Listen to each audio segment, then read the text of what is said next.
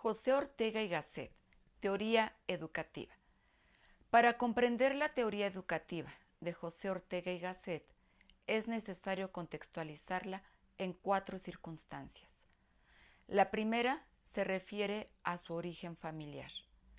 José Ortega y Gasset nació en Madrid en el año 1883. Su origen familiar le llevó a desenvolverse en importantes círculos culturales y políticos de su época. Su padre, José Ortega, fue periodista de la sección literaria del diario El Imparcial, periódico fundado por su abuelo materno, llegando a ser el medio impreso más importante de ese momento en la vida de España.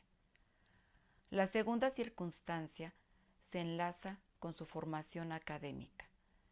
Ortega y Gasset recibió su primera educación con los jesuitas. Realizó sus estudios universitarios en Deusto, universidad dirigida por los jesuitas, y en la Universidad Central de Madrid. Obtuvo el título de licenciado en Filosofía en 1902 y se doctoró 2 años más tarde. Acerca de la educación recibida por los jesuitas, reprocha su estilo y contenido negativista, su intolerancia y sobre todo sus limitados conocimientos y su incompetencia intelectual. La tercera circunstancia se engarza con la situación política y social por la que España estaba atravesando en ese momento. La pérdida del poder colonial en América y Asia, además de la política interna, lo hacen cuestionarse por qué ocurre lo que ocurre en la cultura, la educación, la política y la ciencia española. La presencia de la generación del 98, albergue de intelectuales y artistas, también influye en una nueva manera de ver la realidad nacional y los temas intelectuales. Finalmente, la cuarta circunstancia se vincula con su estancia en Alemania y las universidades de Leipzig y Berlín, y su relación con Hermann Cohen y Paul Natorp en Marburgo, quienes influirían en la conformación de la primera etapa de su pensamiento educativo. La teoría educativa de Ortega y Gasset, así como su pensamiento filosófico, no se presenta en un todo sistematizado, sino que está contenida en artículos y ensayos publicados en El Imparcial y en su producción bibliográfica y en la Revista de Occidente. Principales ideas educativas. Ortega y Gasset entiende por educación el conjunto de actos humanos que tienden a transformar la realidad dada en el sentido de un ideal. En Ortega y Gasset, toda acción educativa debe estar orientada a las necesidades e intereses existenciales. El maestro ha de introducir a sus discípulos en la vida y en las órdenes esenciales de la vida.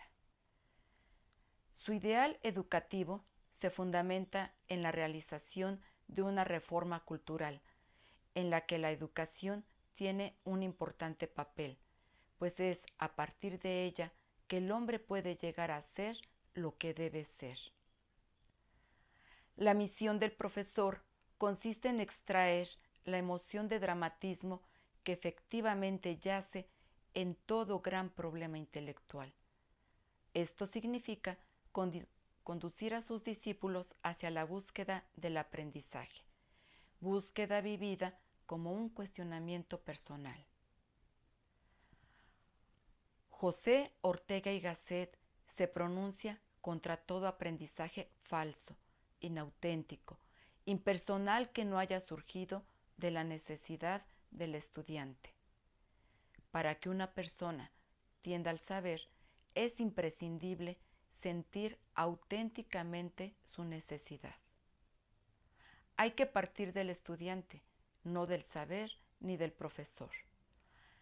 al centrar la educación en el estudiante, propone reformar la organización de las instituciones educativas y de los niveles de enseñanza, priorizando la realización de la persona como ser humano.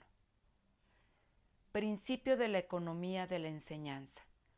Se refiere a la selección de contenidos estrictamente necesarios para la vida del hombre que hoy es estudiante y que puede aprender con holgura y plenitud.